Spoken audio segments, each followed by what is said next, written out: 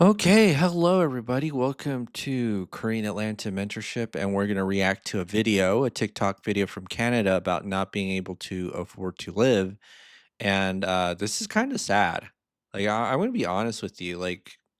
This is really sad, and I know our fellow Canadians are kind of uh, they're struggling, right? And I know in the US we're struggling too, but my understanding is that US is maybe medium to hard in terms of the struggle bus, and then Canada is like level impossible. And so I don't know how people honestly afford to live because every time I go to the grocery store, it's like, dang, that was like $100. How do people afford this? You know what I mean? And, so we'll go ahead and watch it, and I actually went to her TikTok, and I could not find the actual video, so it seems like she erased it, I think. But this is kinda sad, so let's go ahead and watch and react. I'm having a day. Or I'm having a life. I don't know, man. I just don't know what to do anymore. I'm sitting outside work, crying my eyes out in my vehicle. Because I can't function anymore. Financially, I don't understand anymore. I don't understand how I make $34 an hour and I can't function. How much is $34 in from Canadian to American dollars? Let's go ahead and just do a quick, uh, Canadian to US dollar. So that's about $23 an hour. Okay. That's respectable. Although these days with inflation, I don't know how bad inflation is in Canada. That doesn't seem like a lot. You know, it's kind of like how $100,000 10 years ago was so much, and $100,000 now is like, right? It's kind of I wonder how the cost of living is there, and I wonder how much it costs to either rent or pay a mortgage. So let's keep playing. I can't function. I can't pay my bills. I I can't even literally keep gas in my car to get to work 3 days a week because I can't afford it. Like, I get paid and it goes to car, mortgage, a couple little bills. So she does have a mortgage. And so in Canada, I don't know what part she lives in. It's probably like $1 million home. So, or maybe she bought it a long time ago and then is still paying that mortgage. Now, if you know how Canadian mortgages work, unlike in the US where you have a fixed payment for 30 years, they almost kind of work how commercial mortgages work in the US, where like every 5 to 7 years you have to renew them. So you get like a different interest rate.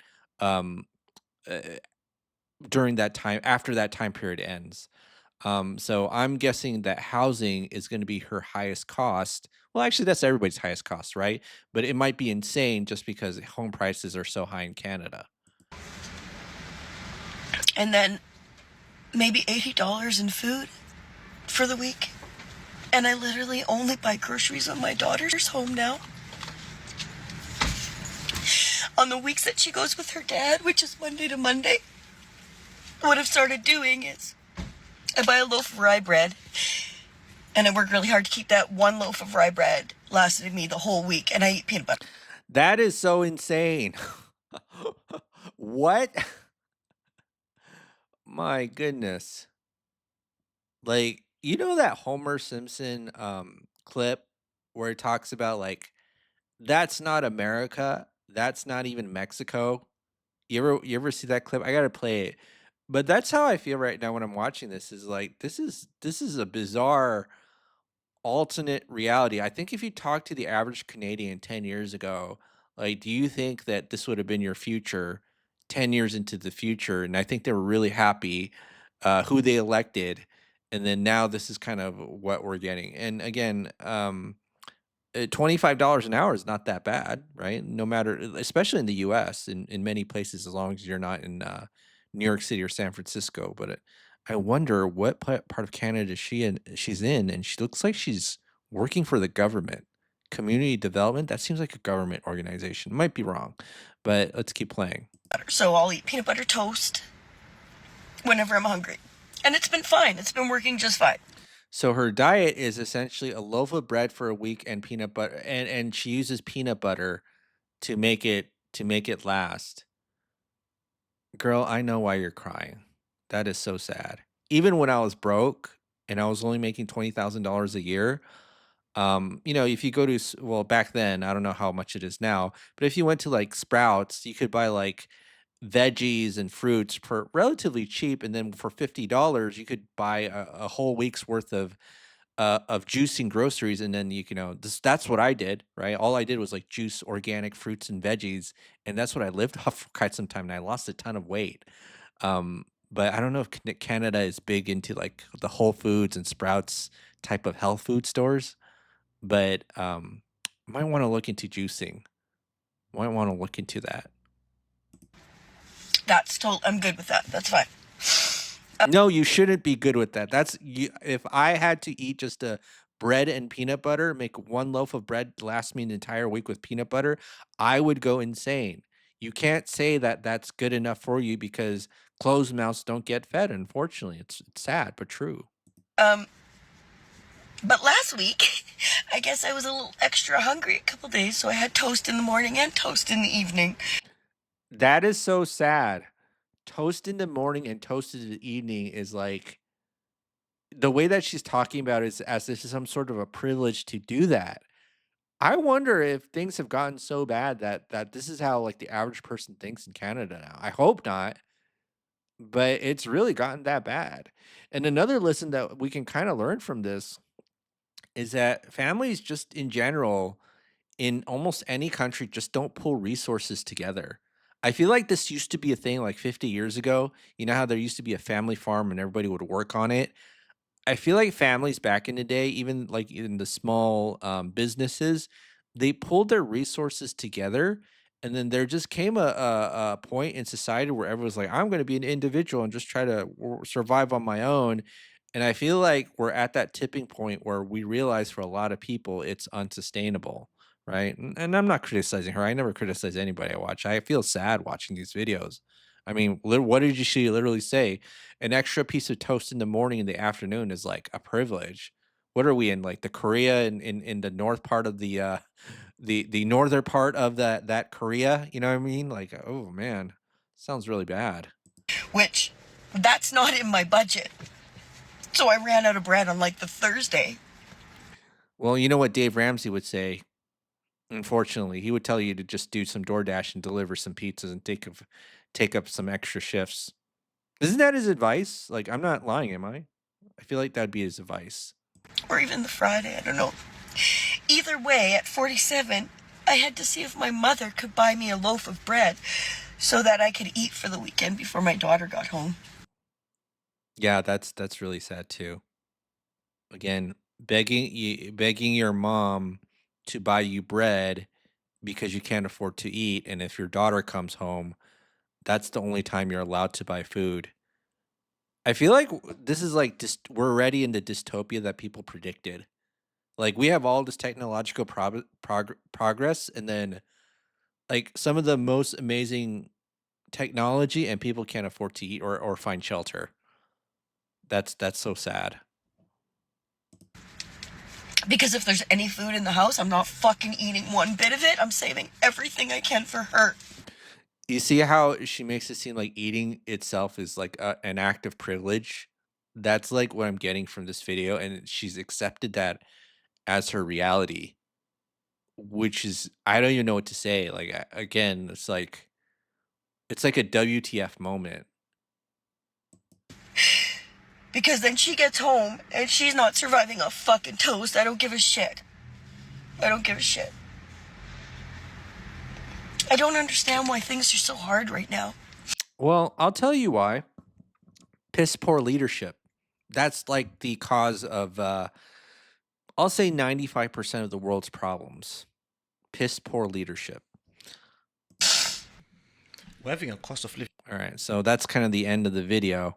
We got when they do these TikTok compilations, Usually they got a guy talking at the end of the video. But yeah, this is can't do it anymore, folks. I remember when I used to live like this back in the day. Now, it wasn't was it this bad when I was crying in my car? Maybe it was. Maybe it was. But it was about 10 years ago. So it's kind of like a distant memory away. And believe it or not, like if I hadn't gone through this, I wouldn't have learned any of this velocity banking crap. And I don't want me to use the word crap to kind of say it's crap, but I'm just saying like if I had plenty of money and everything was going well for me, I wouldn't have like try to deep dive into like these financial subjects because it's not like my innate interest. It's like, oh my goodness, I literally have to learn this or else I won't be able to survive. And I remember how hard it was making $20,000 a year and trying to survive off of that. And what's really sad is that I remember when I was like publicly struggling, everybody just criticized me. And now that I won't say I'm rich, but I'll say I'm doing well. It just seems like everybody's doing well too. So I just figure like, hey, you don't need me. Sometimes I try to talk about things that and teach them, and they just most people are not interested. And I hope that they are doing well because what's really weird is that I see an insane amount of TikTok compilations of people struggling, right? An insane amount of TikTok compilations of people struggling. Yet the moment I step outside my house, it seems like everybody's fine. Does that happen to you? That happens to me.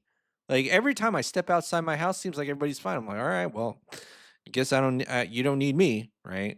But that's reality in 2025, and can't afford to live, and people are over it. Can't do it anymore, right? It's sad.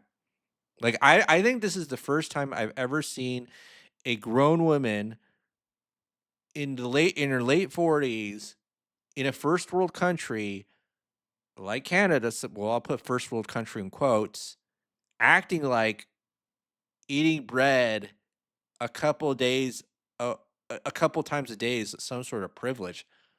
That is insane. That is insane. That is insane. Folks, that ain't Canada. That ain't, as our good friend Homer Simpson says that's not even Mexico. And I love Mexico. Mexico's awesome. Mexico is awesome. Random tangent before I end this reaction. Once upon a time, I went to a Korean restaurant in Mexico, and the owner there, we had a conversation. I was like, "Oh yeah, yeah," and then she was like, I live in Korea, I lived in Japan, I live in the United States. I even had a green card to the United States, and I said no, thank you." And she was like, Why'd you say no, thank you?" And she was like, "First world countries suck. You just work all day, and then you have no time for everybody else." I was like, "Whoa, that's pretty deep. Why couldn't you have been my grandma?" You know, we're like kindred spirits. And then she also said that, these Mexican people are very pure and innocent people. I was like, I think you're right about that. So I haven't been to Mexico in a while, but I think there's a pure spirit. I don't even know how to explain it that I really like in Mexico that you don't get in the United States. And I'm not kidding. And so, all right, but again, things might have changed in 10 years, so I don't know. It's been a while, but that's just my experience. All right, well, that's it for this video, folks. So hopefully you're not too depressed, and that's how people are living nowadays. All right, have a great day. This is Korean Atlanta Mentorship.